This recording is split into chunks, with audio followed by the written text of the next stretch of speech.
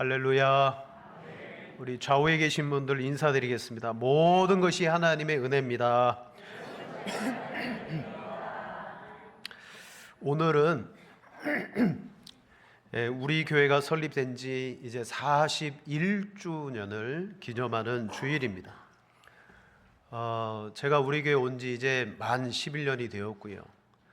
제가 오기 전부터 우리 교회를 오랫동안 헌신하며 섬겨 오신 성도님들도 계시고, 또 제가 온 이후에 또 이렇게 양평에 오셔서 새롭게 저희와 만나서 신앙하시는 분들도 계시는 줄로 압니다. 어쨌든지 우리가 같은 교회를 섬기는 것은 그런 마음인 것 같아요. 이 지역에 교회들이 많이 있지만 그래도 양평읍 교회가 내 마음에 좋은 교회다라는 생각이 들어서 우리가 등록도 하고 의지적으로 함께 우리가 교회 생활을 한다고 봅니다. 여러분, 교회 생활은 무엇과 비슷하냐면 결혼 생활하고 비슷해요. 결혼하기 전에 사랑하는 연인 시절에는요, 서로의 장점밖에 안 보여요. 그래서 눈에 뭐가 씌인다 그래요? 콩깍지가 씌인대요. 두 사람은 서로 정말 좋아서 죽는 거예요. 그래서 결혼합니다. 신혼의 시절은 다 좋아요. 행복하고 뜨겁습니다. 하지만 신혼의 기간이 곧 지나가면 안정기가 찾아오는데, 이때가 되면 그 뜨거웠던 감정의 사랑보다는 현실 속에서 서로를 바라보기 시작합니다. 근데 웬일입니까? 결혼 전에는 안 보이던 흠이 보이고 단점이 보이기 시작해요. 그래서 서로가 서로에게 교사가 되어서 내가 한번 이야기할 테니까 들어, 전에 내가 또 한번 얘기했지, 그러지 말라 그랬지, 이러면서 서로를 막 가르치기 시작합니다. 이거 해라, 저렇게 해라, 그거 하지 마라. 서로의 흠을 찾아서 고쳐주려고 해요. 그러다가 결국 그게 해결이 안 되고 더 갈등의 골이 깊어지면 서로 갈라서는 거예요. 여러분, 이건 당연한 절차입니다. 결혼 생활에 있어서 이상이 현실이 되고 결혼의 삶을 살아갈 때는요, 이제는 뭐 감정으로 살기보다는 서로에 대한 깊은 내면의 그 관계로 살아야 되는데, 그러기 위해서는 결혼은 우리를 성숙시켜줘야 돼요. 근데 서로가 성숙되기보다는 상대방의 흠과 문제만을 발견하고 상대가 무슨 잘못이 있다 탓하기 시작하면 그 결혼은 불행이 되는 것입니다. 신앙생활 중에 교회 생활도 마찬가지입니다. 여러분, 우리가 교회를 등록하는 것은 그래도 좋은 교회로구나, 뭐 어쨌든지 내가 생각할 때 이상적으로 여기지 않는다 할지라도 거기에 그래도 좀 닮아가려고 하는 교회로구나, 그런 생각에 교회를 등록합니다. 야, 이 교회야 라고 처음에 등록한 순간 내가 이 교회의 멤버가 되었다는 사실에 감격스럽고 또 새롭게 성도들을 알아가는 즐거움이 있어요. 그런데 시간이 지나가다 보면 마찬가지예요. 교회에 단점이 보이고 흠이 보이기 시작합니다. 허물과 문제들이 나타나더라는 거예요. 그런데 이 문제들이 불편해지기 시작하고 나중에는 급기야 견디기 어려운 순간까지 오게 됩니다. 그러면 우리는 어떻게 생각하죠? 이 교회는 내가 생각하는 그런 교회가 아니었어. 그러면서 또 다른 교회를 옮겨가게 돼요. 이게 우리들의 불편한 진실입니다. 근데 왜 이렇게 교회 생활을 정착하지 못하고 옮겨 다니면서 끊임없이 이상향을 그리고 있느냐? 그것은 성경적으로 교회가 무엇인가? 성경적 교회론이 없기 때문이에요. 여러분, 성경에서 교회는 완전하고 완벽하다라고 말하지 않습니다. 물론 완전한 교회가 딱 한 번 등장해요. 요한계시록 21장에 새하늘과 새 땅이 완성되고 거룩한 성 새 예루살렘, 완성된 교회가 내려올 때는, 그때는 완전한 교회입니다. 하지만 그때가 오기 전까지 이 땅의 교회는 어떻습니까? 불완전할 뿐만 아니라 사람이 보기에도 연약해요. 그래서 우리는 성경을 통하여 성경적 교회는 뭔가, 교회는 왜 존재하며 이 지상에 있는 교회는 왜 연약할까? 그것을 우리가 생각해야 돼요. 예수님은 말씀합니다. 진리를 알지니 진리가 너희를 자유롭게 하리라. 여러분, 우리가 죄 가운데서 완전히 자유로워지고 그 어떤 죄도 우리를 건들 수 없어서 자유로운 게 아니에요. 진리이신 예수 그리스도를 믿을 때 나의 자신도 흠이 있고 티가 있지만 그 진리로 인하여 자유함을 얻게 되는 거예요. 교회의 진리도 마찬가지입니다. 올바른 교회관을 진리 가운데 배울 때 우리는 교회를 통하여 실족하지 않아요. 꽤 많은 사람들이 교회 생활에서 실족합니다. 왜 교회가 이렇지? 그리고 다른 교회를 가봐도 처음에는 똑같아요. 야, 여기가 괜찮은 데겠지. 하지만 시간이 지나면 이 교회도 전 교회와 마찬가지라. 그래서 교회를 옮기는 것을 멀미 나는 배에서 또 다른 배로 옮겨 타는 것과 비슷한 거예요. 내가 이 배에 타고 있어요. 멀미가 나요. 멀미가 나면 다른 배로 가야지. 그래서 다른 배를 탔어요. 멀미가 날까요, 안 날까요? 납니다. 그건 배가 문제가 아니라 나에게도 연약함이 있다는 거예요. 자, 우리는 성경적 교회관 그 진리를 가지고 하나님이 우리에게 주신 복된 교회 생활을 이루어 가야 될 줄로 믿습니다. 그래서 첫 번째 우리가 알 것은 뭐냐? 교회는 완전한 사람들이 모이는 축제의 장소가 아니라는 것이에요. 완전한 사람들이 모이는 축제의 장소가 아니다. 오늘 에베소서 말씀을 보는데 에베소 교회는 사도 바울이 3년 동안 세웠던 교회입니다. 회당에서 6개월 가르치고 두란노 서원에서 2년여를 가르쳤어요. 그랬더니 에베소 지역과 그 아시아 지역에 말씀의 역사가 나타납니다. 성경은 이렇게 말합니다. 2해 동안 이같이 하니 아시아에 사는 유대인이나 헬라인이나 다 주의 말씀을 듣더라. 하나님이 바울의 손으로 놀라운 능력을 행하시니. 아멘. 두 가지의 역사가 나타납니다. 하나는 아시아 사람들이 몰려올 정도로 말씀이 풍성했어요, 에베소 교회는. 그리고 또 하나는 하나님이 바울의 손으로 놀라운 능력을 행하셨어요. 그래서 성경을 찾아보면 그의 손수건으로 병든 자에게 얹어 놓으면 병든 자가 낫고 귀신이 떠나가고, 또 이 에베소에는 마술사들이 많았는데 바울의 말씀을 듣고 그 마술사들이 평생 자기들이 돈 모아서 사들였던 마술책을요 다 불태우는 그러한 역사가 에베소 지역의 교회에서 일어났어요. 그러니까 에베소 교회는 어떤 면에서 이상적인 교회예요. 하지만 이제 에베소서를 쓸 때 고린도 교회와 비교해 보면 에베소 교회는 문제가 없어 보여요. 워낙 고린도 교회 문제가 많아서. 근데 이 이상적으로 보이는 에베소 교회의 그 모습을 깊이 들여다보면 여기도 불완전한 교회로구나. 에베소서 4장 25절 32절에 말합니다. 바울은 이렇게 당부해요. 4장 25절에 그런즉 거짓을 버리고 각각 그 이웃과 더불어 참된 것을 말하라. 무엇을 전제하고 있습니까? 에베소 교회 안에 입만 열면 거짓을 말하는 사람들이 있다는 거예요. 그런 사람들을 향하여 바울이 지금 말하는 거예요. 거짓을 버려라. 26절에 분을 내어도 죄를 짓지 마라. 해가 지도록 품지 마라. 마귀에게 틈을 주지 마라. 이 교회 안에 혈기를 부리는 사람, 얼마나 혈기를 부리는지 바울은 마귀에게 틈을 주지 마라 라고 말할 정도로 에베소 교회 안에는 그런 사람들이 있었다는 거예요. 28절에는 도둑질하는 자는 다시 도둑질하지 말고 라고 말해요. 물건을 훔치는 것만 도둑질이 아니에요. 다른 사람을 속여서 착복하고 이익을 취하고 다 도둑질인데, 교회를 다니면서 여전히 그렇게 남의 것을 도둑질하는 사람들이 있었더라는 거죠. 29절에 무릇 더러운 말을 너희 입 밖에 내지 말고 함부로 말하고 상처를 주고 교회 내에 말로 말미암아 문제거리를 만드는 사람들이 있다.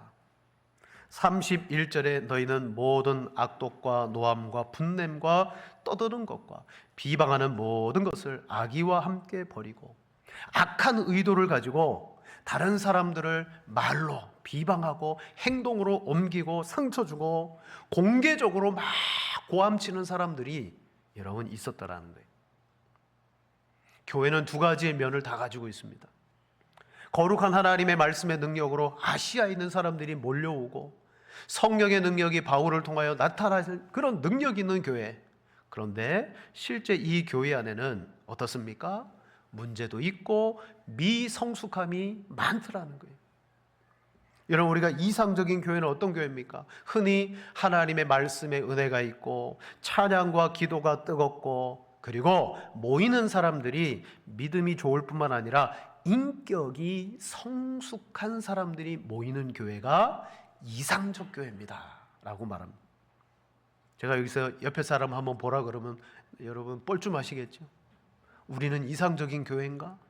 말씀이 은혜가 있고 기도가 뜨겁고 인격이 훌륭한, 여러분 교회는 어떻습니까? 그런 이상적인 사람들이 모여있지 않아요. 흠이 많은 사람, 특별히 교회는 자기 영혼에 병이 들었습니다 라고 생각하는 사람들이 모여서 하나님의 말씀으로 은혜를 받고 그 은혜로 영적인 병을 고치고자 찾아오는 것이 교회인 줄로 믿습니다. 그래서 교회는 영적인 병원과 같아요. 예수님이 공생의 기간 동안에 많은 이들을 만났는데 그 중에 창기와 세리와 죄인들과 병든 자와 많은 아웃사이더들을 만났습니다. 그때 바리새인들이 제자들에게 말합니다. 너희 선생님은 왜 우리와 음식을 같이 먹지 않냐? 예? 왜 저 죄인과 저 사람들과 같이 지내냐? 우리와 같이 온전한 사람과 예수님이 교제를 해야지 어떻게 저렇게 죄인들과 예수님이 사귀냐라고 비방했을 때, 우리가 잘 아는 말씀입니다. 마가복음 2장 17절 말씀을 예수님이 딱 하셨어요. 같이 봅니다. 예수께서 들으시고 그들에게 이르시되 건강한 자에게는 의사가 쓸데없고 쓸데있느니라. 나는 의인을 부르러 온 것이 아니요 죄인을 부르러 왔노라. 아멘. 예수님의 말씀입니다. 예수님은 너희같이 스스로 의인이라고 여기는 사람들을 내가 부르러 온 게 아니다. 나는 병들었습니다. 나는 영적으로 빈곤합니다. 나는 어찌할 바를 모르겠습니다 같은 죄인들을 부르기 위해서 왔다. 그러므로 예수님은요 의사가 되시고 예수님 주변에 모인 모든 것은 병원인 거예요. 바로 예수님께서 생각하시는 이상적인 교회란 어떤 교회냐? 병든 사람, 죄인, 허물 많은 사람, 그런 사람들이 모이는 곳이 이상적인 교회예요. 건강하고 의인이 모이는 곳이 아닙니다.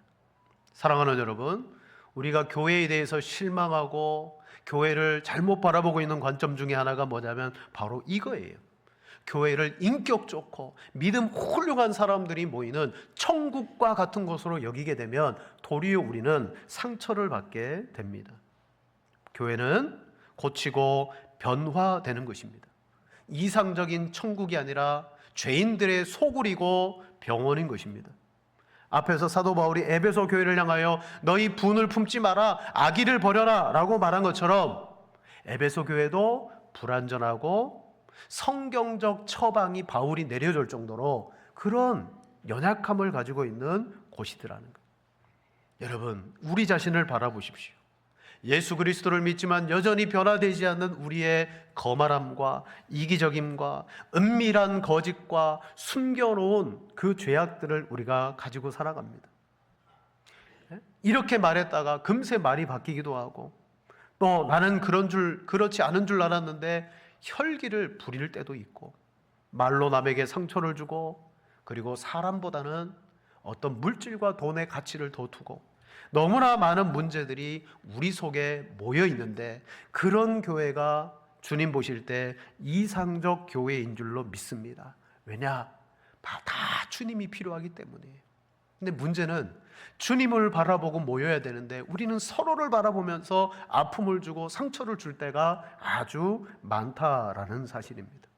그래서 교회는요, 답이 없는 인생들이 답을 찾기 위해서 오는 곳이에요. 그러므로 저 교회 문은 세상에 믿지 않는 사람들에게 활짝 열려 있어야 돼요. 나 같은 사람도 교회 갈 수 있습니까? 라고 말할 때 당연하죠. 당신이 교회 안 오면 누가 교회 옵니까? 술주정뱅이가, 세상에 정말 손가락질 당하고 버림받은 그런 사람들이 교회에 와야 돼요. 근데 가끔 그런 사람들이 교회에 오면 우리 속으로 생각합니다. 저런 사람이 어떻게 교회에 왔지? 여러분, 교회 안에 새 가족이 오는 것은 기쁜 일입니까? 안 기쁜 일입니까? 기쁜 일이죠. 근데 새 가족이 안 기쁠 때가 있어요. 언제냐? 그 새 가족으로 말미암아 내가 손해를 당하는 일이 일어날 때 안 기뻐지는 거예요. 나에게 해가 안 될 때는 기뻐요. 박수 쳐주고 환영하고 기뻐합니다. 그런데 그 새 가족으로 인하여 내가 조금이라도 손해를 보면 우리는 기뻐하지 않아요.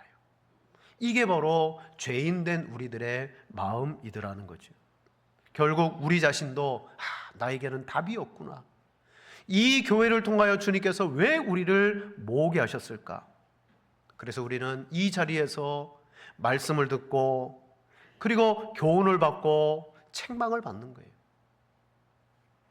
예수님께서 하늘로 오르시면서 누구를 보내주셨다고 했습니까? 말씀을 전하는 자, 복음을 전하는 자, 목사와 교사로 내려주셨다. 이게 하나님께서 주신 선물이다.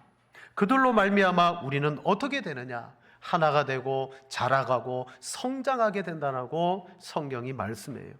그래서 설교를 들을 때 여러분, 설교자가 여러분 병 들어 있는데 와서 여러분 아프시죠? 그 아픔 저도 공감합니다. 그러면서 마음만 위로해주고 돌려보내면 됩니까? 죄로 말미암아 이와 같은 문제들이 일어났으므로 그 죄를 책망하고 그 죄를 이겨나갈 수 있도록 교훈하고 여러분에게 바르게 하는 것이 성경의 역사요 설교의 본분인 줄로 믿습니다. 그래서 이 교회에 와서 이런 말씀을 듣는 거는요, 치료를 받는 과정 중에 하나예요. 히브리서 기자는 이 말씀은 우리의 모든 것을 찔러 쪼개는 마치 수술에 비유하자면 날카로운 메스와 같다. 우리 몸 안에 정상세포와 암세포가 있어요. 수술을 해야 되면 날카로운 메스로 그 암세포를 정확하게 도려내는 것처럼 하나님의 말씀을 통하여 여러분이 믿음으로 받을 때 그 말씀이 나를 변화시키고 교회를 변화시키는 역사가 일어나게 될 줄로 믿습니다. 히브리서 4장 12절 13절입니다. 우리 두 절을 같이 읽겠습니다.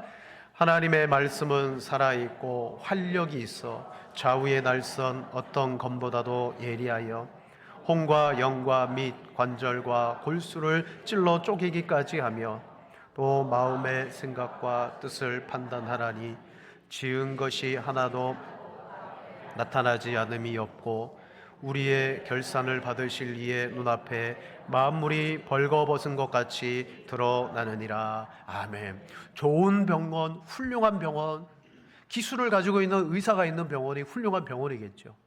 정말 좋고 이상적인 교회는 죄인들이 모여서 하나님의 말씀을 통하여 교훈받고 책망받고 바르게 하고 의로 교육받는 교회가 좋은 교회인 줄로 믿습니다.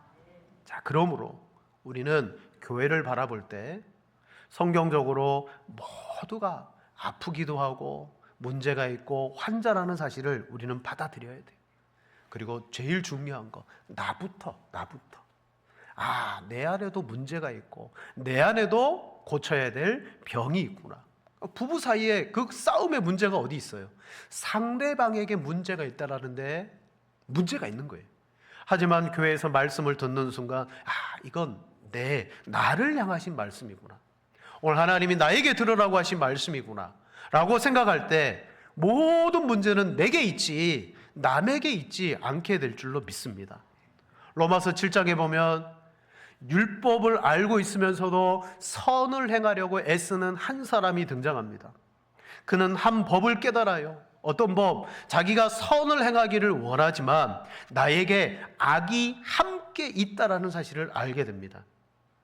그때 내 속사람은 그래, 하나님의 법을 즐거워하자, 하나님의 말씀대로 살기를 원하지만 또 한 법이 내 이 법과 싸워서 어떻게 합니까? 죄의 법으로 나를 사로잡아 들어가는 거예요. 여러분, 오늘 우리의 인생과 신앙의 삶이 이와 같은 거예요. 내가 아무리 하나님 앞에 의로움으로 섰다라고 생각해도 곧 넘어지는 것이 우리들입니다. 그때 이 사람이 뭐라고 말합니까? 자기에게 문제가 있다는 사실을 그냥 선언해 보냅니다. 오라, 나는 공고한 사람이로다. 이 사망의 몸에서 누가 나를 건져내랴. 그는 자기 자신의 문제를 적나라하게 드러내고 그리고 해답을 얻습니다. 우리 주 예수 그리스도로 말미암아 하나님께 감사하리로다. 아멘. 여러분, 예수님은 병든 자에게라야 의사가 필요하다 그랬어요. 오늘 내가 병들었고 내가 연약하다는 사실을 인정하고 고백할 때 비로소 예수 그리스도가 교회를 통하여 나의 의사됨을 여러분 누리게 될 줄로 믿습니다. 자, 첫 번째로 교회는요, 의인들이 모이는 축하 장소가 아니라는 거예요. 죄인들이 모이는 어디다? CU 편의점입니까? 죄인들이 모이는 병원입니다. 우선 교회를 1차적으로 그렇게만 생각해도 교회가 이해가 돼요. 두 번째는 교회는요, 성도들의 성화를 위해서 허락된 공동체예요. 교회가 그냥 있는 게 아니에요. 우리의 성화를 위해서 교회가 있습니다. 간디, 우리 인도의 아주 유명한 성자로 불리죠. 그가 이렇게 말했습니다. 나는 당신들의 그리스도는 좋아합니다. 그러나 당신들의 그리스도인들은 좋아하지 않습니다. 그리스도인들은 그리스도와 너무 다릅니다. 간디가요, 그가 유학하면서 기독교를 접했고 또 인도가 식민 지배를 받으면서 영국으로부터 기독교에 대해서 잘 배웠지 않겠어요? 이때 그리스도에 대해서는 야, 그리스도는 정말 대단하다. 내가 그리스도는 좋아한다. 하지만 그리스도를 믿는 여러분은 내가 좋아하지 않습니다. 여러분, 이게 간디의 눈에 비쳤어요. 오늘날 많은 사람들이 이걸 이야기해요. 나 예수님 좋아해. 그래, 인정해. 하지만 예수 믿는 당신들은 싫어해. 교회를 싫어한다는 거죠. 왜 그렇습니까? 이건 바로 성화의 문제라는 거예요. 성화의 문제. 우리가 예수 그리스도를 믿지 않은 것이 아니에요. 믿었습니다. 구원받았습니다. 근데 그 구원받은 이후에 성화의 과정이 이루어져야 돼요. 성화는 하나님의 형상을 닮아가는 과정입니다. 단회적으로 이루어지는 것이 아니에요. 예수 믿어서 금방 딱 바뀌는 게 아니에요. 때로는 어떨 때 예수 믿으면 내가 바뀐 줄로 착각하는데 아니에요. 다회적인, 연속적인 과정이라는 거죠. 어떻게? 성령의 역사로 말미암아 죄를 이기며 예수 그리스도의 성품을 닮아가야 됩니다. 근데 이 성화의 과정이 이루어질 수 있도록 하나님께서 어떻게 합니까? 환경을 만들어 주셨는데 그게 바로 교회더라는 거예요. 교회. 성화는 개인적으로 이루어지지 않고 공동체 안에서 이루어집니다. 교회는 그리스도가 머리요, 우리 성도들이 서로 몸이라 그랬어요. 몸된 우리가 예수 그리스도의 말씀을 듣고 각자가 믿음의 삶으로 살아가려고 할 때 이제 문제가 일어나고 트러블이 나타나면서 갈등으로 가는 것이 아니라 그것을 기도하고 교회의 어떤 다스림을 받고 서로 권면하면서 여러분 깎여져 가면서 내가 자라나는 거예요. 여러분, 저는 세상에서 자라난 것이 아니라 교회 안에서 사역하고 함께 신앙생활하면서 지도도 받고 권면도 받고 때로는 책망도 받고 그러면서 자라난 결과가 우리 자신들인 줄로 믿습니다. 첫째는 말씀의 선포를 통하여 우리는 성화를 얻습니다. 말씀은 아까도 말했어요. 우리를 찔러 쪼갠다 그랬어요. 그 말씀이 선포될 때 하나님의 뜻을 배우면서 적어도 그래, 저 말씀대로 한번 살아보자. 그게 바로 교제와 공동체 가운데 이루어집니다. 성도들과 교제하면서 말씀을 나누고 자기의 삶을 나누면서 참 연약한 부분들의 도전을 받고 위로도 얻고 서로 기도하면서 어떻게 해요? 자라납니다. 결국 그 속에서 우리는 훈련과 책망을 받게 됩니다. 여러분, 책망을 받는 것을 두려워하지 마세요. 훈련을 받는 것을 거부하지 마세요. 바로 훈련을 잘 받고 때로는 책망이 있을 때 여러분의 심령의 거룩한 성화가 여러분 일어나게 될 줄로 믿습니다. 바로 이런 성화의 과정을 위하여 하나님께서 뭘 만드셨습니까? 교회를 만드셨습니다. 이 불완전함이 교회 속에서 성화로서 이루어져요. 중요한 것은 그럼 교회는 완벽한 성화를 이루어내느냐? 그렇지 않아요. 완벽해지진 않습니다. 마지막 날 주님이 이 땅에 오셔야 완벽해져요. 대신 오늘 우리가 읽은 말씀처럼 우리는 예수님이 친히 모퉁이 돌이 되어주셨어요. 서로 건물이 되었어요. 연결이 된 거예요. 이때부터 우리는 무엇이 되어갑니까? 22절에 보니까 성령 안에서 하나님이 거하실 처소가 되기 위하여 그리스도 예수 안에서 함께 어떻게 되느니라? 지어져 가느니라. 여기에 방점이 있는 겁니다. 완성된 게 아니에요. 지어져 가고 있습니다. 그러므로 마지막 세 번째, 교회가 진짜 우리 인생의 답입니다. 왜 교회 다녀? 혼자 신앙생활 하지? 얼마나 자유로운데? 교회를 몰라서 그래요. 하나님은 구원받은 우리를 개인이 아니라 왜 교회를 통하여 교회로 우리를 모으셨을까요? 처음에 인간이 타락했을 때는 하나님과 단절이 일어났습니다. 그때 또 다른 단절이 일어났어요. 사람과 사람 사이에 단절이 일어났어요. 원래 하나님이 우리를 창조하실 때 하나님과 우리 이웃들과 서로 관계하며 아름답게 섬기도록 만드셨는데 그 의도가 깨트려져 버렸어요. 그리고 하나님이 구원을 주셨어요. 그리고 나서 우리에게 어떻게 하십니까? 원래 창조하신 의도, 하나님과 우리의 이웃들과 서로 협력하며 하나가 되도록 우리를 여러분 만들어 주신 줄로 믿습니다. 그래서 우리는 교회지만 불완전해요. 불완전하지만 서로가 서로를 세워주는 역할로 우리는 존재합니다. 에베소서의 4장 1절에 이렇게 말합니다. 그러므로 주 안에서 갇힌 내가 너희를 권하노니 너희가 부르심을 받은 일에 합당하게 행하라. 무엇으로 부름을 받았느냐? 여러분은 교회로 부름을 받았다. 그러므로 모든 겸손과 온유로 하고 오래 참음과 사랑 가운데서 서로 용납하고 평안에 매는 줄로 성령이 하나 되게 하신 것을 힘써 지키라. 몸이 하나요 성령도 한 분이시니 이와 같이 너희가 부르심의 한 소망 안에서 부르심을 받았느니라. 부름을 받았어요. 교회로. 그럼 어떻게 하시기 위해서 우리를 불러주셨느냐? 에베소서 4장 13절 이하에 말씀합니다.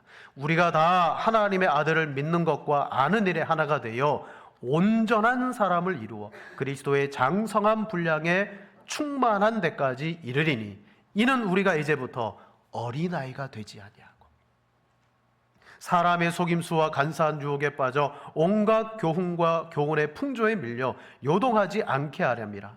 오직 사랑 안에서 참된 것을 하여 범사에 그에게까지 자랄지니라. 그는 머리니 곧 그리스도라. 아멘. 여러분 우리를 불러주셨대요. 교회로. 왜? 온갖 어린아이의 수준에서 머물지 아니하고 이 세상 속임수에 넘어가지 않고 자라기 위해서 어디까지? 머리가 되신 그리스도까지. 그럼 그 자람을 위해서 우리에게 뭘 필요하느냐?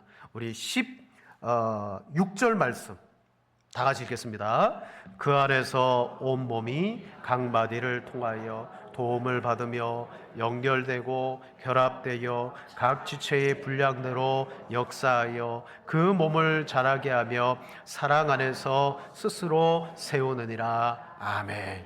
자, 그리스도의 장성한 분량으로 자라기 위해서 성경은 우리에게 말합니다. 그의 온몸의 마디를 통하여 연결되라는 거예요. 도움을 받고 연결되고 결합되어서 각 지체의 분량대로 역사하여 그 몸을 사랑 안에서 세우고 자라게 하라라고 말씀합니다.